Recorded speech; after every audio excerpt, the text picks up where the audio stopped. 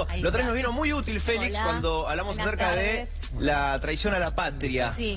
Aquel día, gracias Félix por venir. No, por favor. Es un hombre muy didáctico. Pero en esta oportunidad lo invitamos para hablar acerca de cuestiones del Parlamento. Ejemplo, de Parlamento y de leyes. Sí. ¿Existe la posibilidad, o mejor dicho, legalmente, se puede salir esta reforma por decreto, que es lo que el gobierno en teoría no quiere, como el último recurso, pero ¿es constitucional sacar una reforma de este tipo por decreto, con ya sanción en el Senado y tratamiento parcial en diputados? Mira, yo siempre hago una pregunta, generalmente en las aulas, y les digo a los alumnos, ¿a ustedes les parece bien que un presidente gobierne por decreto? Y lo primero que me dicen es, no, está mal.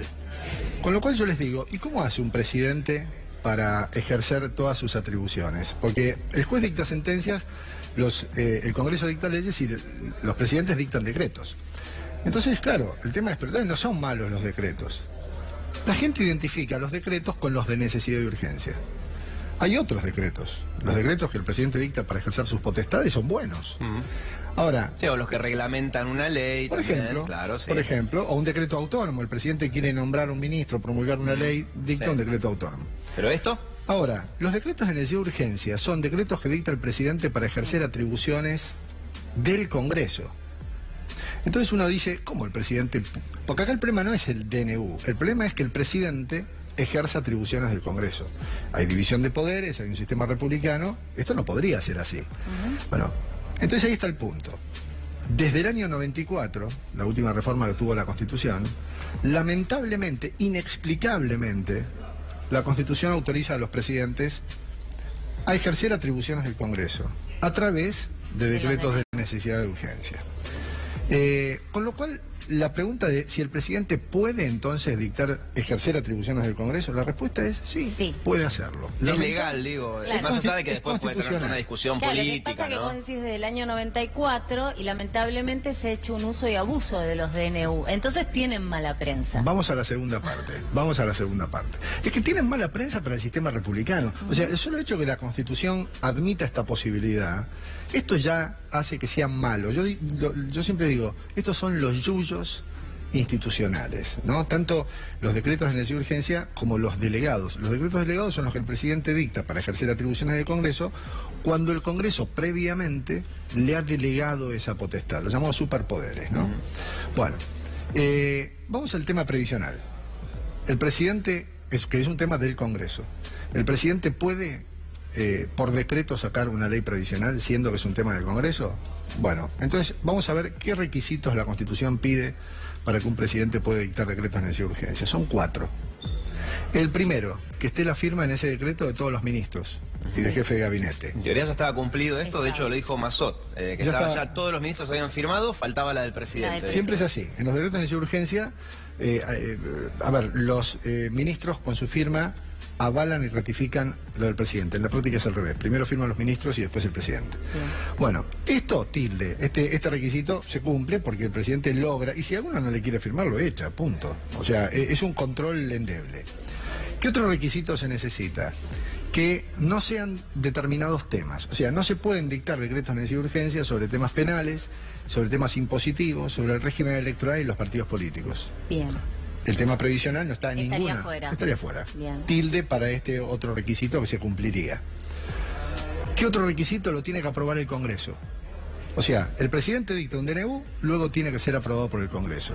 No lo dice la Constitución, pero lo dice una ley reglamentaria que fue de autoría de Cristina Fernández cuando era senadora allá por el año 2006 o diputada. Con que una sola Cámara apruebe el decreto de necesidad y urgencia, el decreto subsiste. Fíjense que al Congreso le resulta más difícil ejercer sus propias atribuciones que al presidente las del Congreso, porque el presidente dicta un DNU, una sola Cámara lo apoya y punto. O sea, que acá en este caso el apoyo de una Cámara lo podría tener, porque el Senado ya le dio media sancionada a la ¿Y ley. eso es retroactivo? Porque suponiendo que el presidente firme un decreto, insisto, es una posibilidad que tratan de evitar por la mala prensa que decía Carla. Sí. Suponiendo que lo firma, ¿no? Falta el cuarto requisito todavía, Sí. pero hasta ahora en este tercero me detengo. Usted dice que el presidente firma el decreto y una Cámara tiene que aprobar. Acá el Senado ya aprobó la reforma previsional, pero si el presidente firma un decreto hoy, ¿hace falta que vuelva a aprobarlo. ¿Vuelva a aprobarse? Sí. Sí, no porque sirve esa media sanción. No sirve. Bien. No sirve porque tiene que pasar por una comisión bicameral previamente, la comisión bicameral permanente que está integrada por 8 diputados y 8 senadores. Esa comisión emite una opinión y luego va a las 2 cámaras. Es un trámite distinto al de la ley. La media sanción del Senado en esto no cuenta. O sea que estos 3 requisitos, tilde, los podría tener los 3. Nos Falta falta el cuarto. Que haya circunstancias excepcionales, esto lo dice así el artículo 99, inciso 3 de la Constitución, digo por si algún lector tiene una Constitución a mano, ahí quiere agarrarla y corroborar lo que digo, ¿no? Dice que para que el presidente pueda dictar un DNU, o sea, para que pueda ejercer una atribución legislativa, tiene que haber circunstancias excepcionales que hagan imposible esperar todo el trámite legislativo, que es una cámara a la otra, por ahí una modificación, vuelve a la primera. Es un proceso largo. El presidente no tiene muy urgente, lo tiene que sacar rápidamente. Hay necesidad de urgencia, el presidente dicta un DNU. Ahora, ¿qué son circunstancias Esa es la excepcionales? zona gris, ¿no? Claro.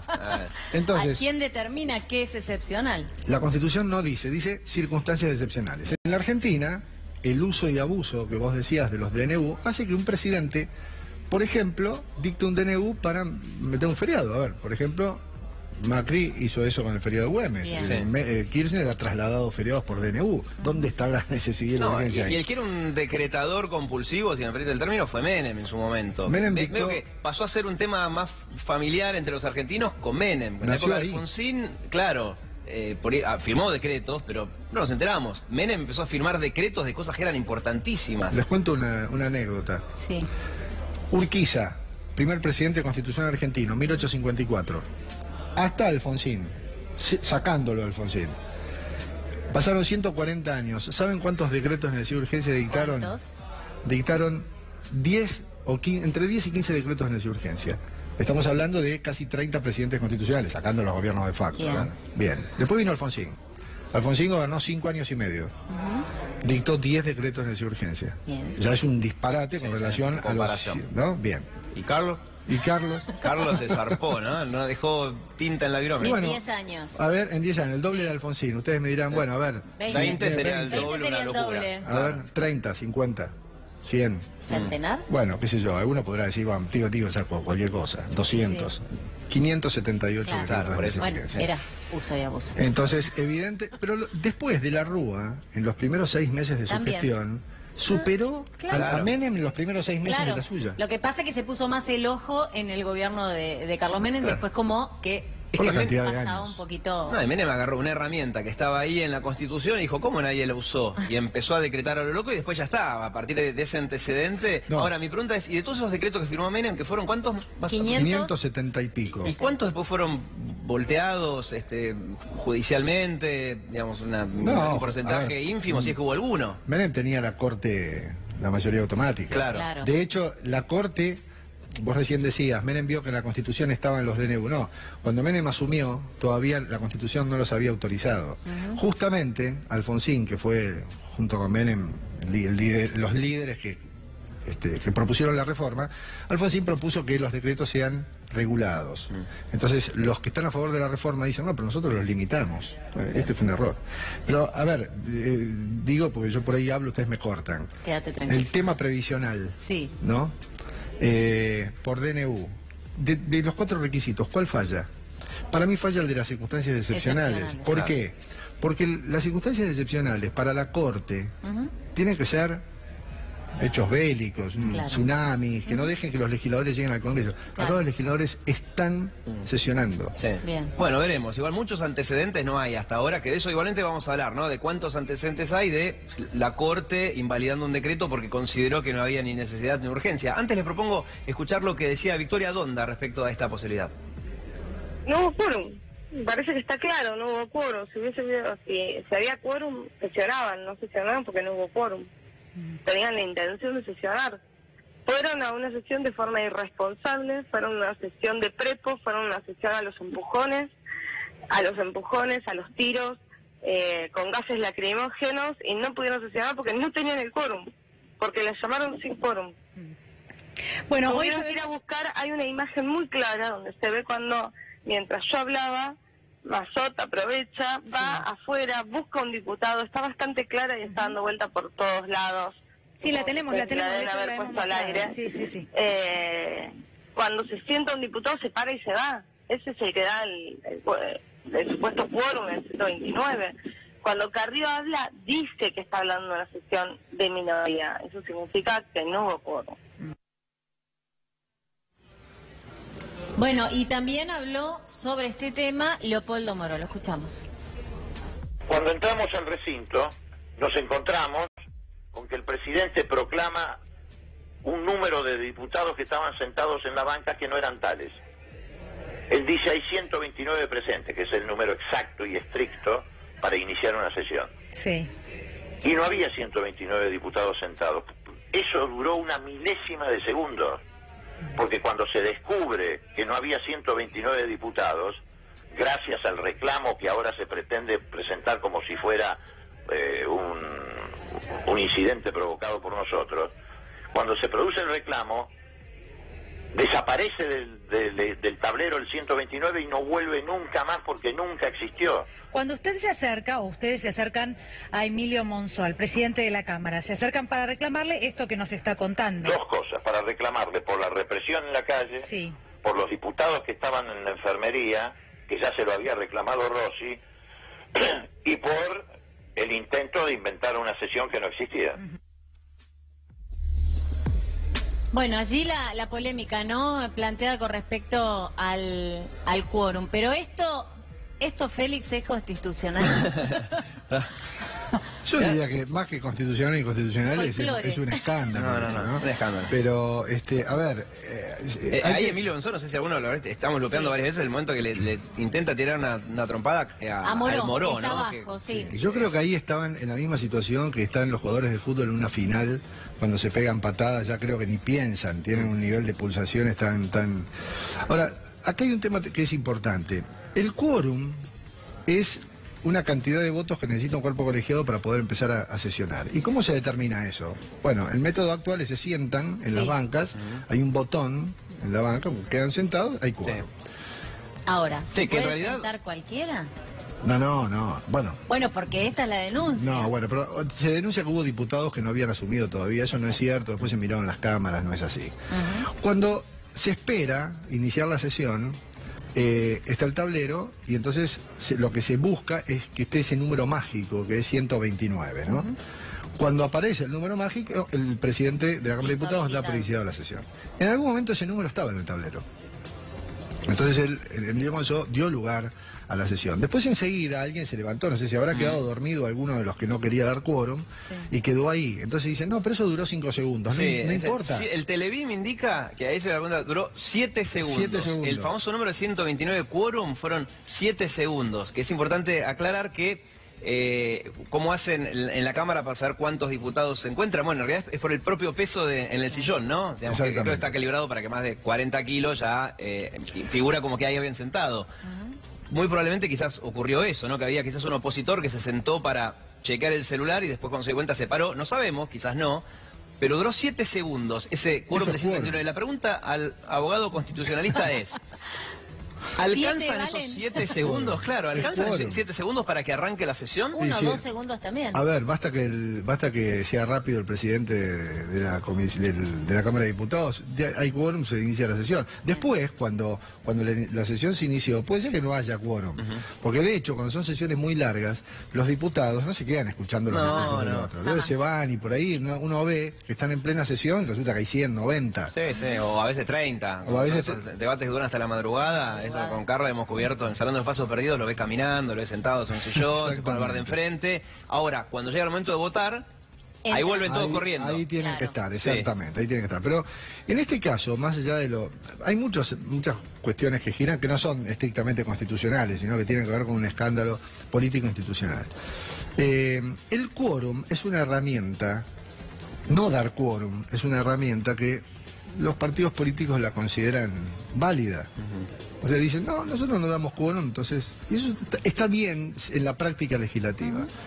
Sin embargo, uno va al texto de la Constitución y se encuentra con un artículo que dice que cuando no hay quórum, las minorías que están sentadas allí, es el artículo 63, las minorías que están sentadas ahí no pueden empezar a sesionar, pero solo pueden hacer algo, una sola cosa: exigir a las mayorías que bajen al recinto, bajo percibimiento de aplicar esas minorías, o sea, tienen la posibilidad, tienen quórum propio para aplicar las sanciones que establece el reglamento, por ejemplo, un descuento de una dieta, por no haber bajado el recinto. Quiere decir que en el espíritu del constituyente está el criterio, digamos, de que los legisladores tienen que dar quórum y tienen que dar el debate. Después, si pierden, es porque no tienen las mayorías. Y si no tienen las mayorías es porque el pueblo no quiso que tengan esas mayorías. Bueno, pero otro dirá, pero por algo también las sanciones, en todo caso, el Tribunal de Disciplina, o no sé, descontar la dieta, etcétera, pero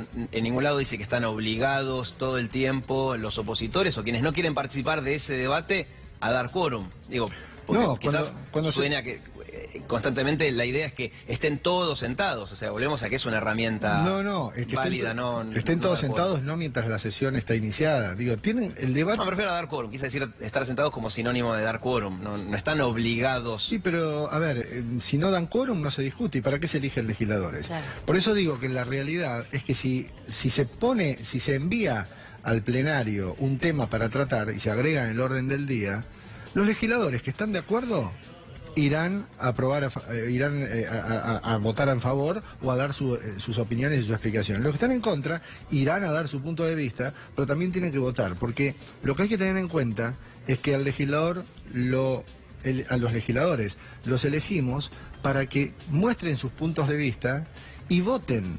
No ir al recinto, no bajar al recinto, no es una política, o sea, es una práctica parlamentaria que está, yo diría, está validada por el uso, sí, pero no es el espíritu del constituyente. Entonces, lo que pasó ayer, eso de que no dar quórum, es algo que pasa habitualmente, pero yo lo que quiero es dejar esto sentado para que se entienda que los legisladores deben dar quórum. Una reforma de este tipo, digo, previsional, puede ser cuestionada como inconstitucional, porque esto es lo que se barajaba si era que finalmente se llegaba a la aprobación de la ley. Si es ley, se puede cuestionar por inconstitucional, y si es decreto de necesidad y urgencia, también, porque lo que se cuestiona es que sea previsional. Sí, no, el decreto de necesidad y urgencia no pasaría para mí un filtro constitucional por esto de las circunstancias excepcionales. O sea, creo que un juez diría, acá este requisito no estaba dado. Por eso, lo que no podría decir el juez es, no, esto es inconstitucional porque el decreto de necesidad y urgencia aborda un tema que está prohibido. No, porque no está prohibido. O sea, aborda un tema que no está prohibido para el presidente, pero sí está... sí sería inconstitucional porque no hay circunstancias excepcionales. Eso en cuanto al decreto. Sí. En cuanto a la ley, es un poco más opinable y complejo. Porque, por ejemplo, ¿la ley qué hace? Modifica un sistema de actualización de las jubilaciones. Esa es una potestad que tienen las autoridades. Sí. Es decir, el Congreso lo puede hacer. Tal vez el único punto débil ahí es que se está utilizando un nuevo índice que incluye un 70% de inflación y un 30% de salarios para aplicarlo a un periodo que es anterior a la ley, ¿no? Pero es solamente un periodo. Que es el que ahora quieren compensar con el bono. Exacto. Claro. Si lo compensan con el bono, no habría motivo para que nadie pueda plantear... No deja cumplir con aquello de que siempre se tiene que legislar para adelante. Claro, que por si eso. se quiere legislar para atrás es inconstitucional. Bueno, pero por más que compensen con un bono, no importa, la ley está legislando para adelante. Después te compenso. A ver, este índice se aplica de aquí en adelante. El problema es que también lo quieren aplicar a un periodo atrasado. Claro. Entonces, si se declarara la inconstitucionalidad, declararían la inconstitucionalidad para la aplicación de este periodo. Bueno, para el resto sigue vigente, para adelante, porque la declaración de inconstitucionalidad no es... Juez diría, bueno, el próximo cobro que sea con la ley anterior, y efectivamente. Pero no invalidaría toda la ley, dice... No la invalidaría toda. Y si se diera el bono... ¿Eso lo subsana? El juez le va a preguntar al que inicia la acción, supongamos un jubilado, ¿cuál fue su daño? Porque para iniciar un juicio hay que invocar un daño. Entonces, ¿cuál fue su daño? Bueno, aplicaron una ley, cambiaron el índice, sí, pero ustedes lo compensaron. Entonces, no hubo daño. No hay daño. Y tengo otra consulta referida también a esta posibilidad de que se acuda a los tribunales. Usted decía, suponiendo que salga por decreto, estamos hablando de esa posibilidad, ¿no? Si sale por decreto, está bien, es una reforma previsional, o sea que en ese sentido no habría problema, pero esta reforma previsional está de alguna forma atada a la reforma, al pacto fiscal. Eso es una cuestión política, ¿no? Que al juez no le debería importarle, pero una cosa va atada a la otra, porque por esta reforma previsional las provincias van a tener más dinero para solventar la falta de impuestos para los ingresos brutos, etcétera, etcétera. Pero van atados un proyecto con el otro, menos políticamente. ¿Podría ser ese un argumento para que vaya a la justicia? Es decir, salió un decreto que en realidad está vinculado a el tema impositivo, por lo cual no se puede decretar. Bueno, en ese caso quien lo tiene que plantear sería el afectado, y el afectado en este caso concreto podría ser una provincia, supongamos. O sea, una provincia podría ir y plantear, pero se discute otra cosa. Quizás un poco más rebuscado, pero en política...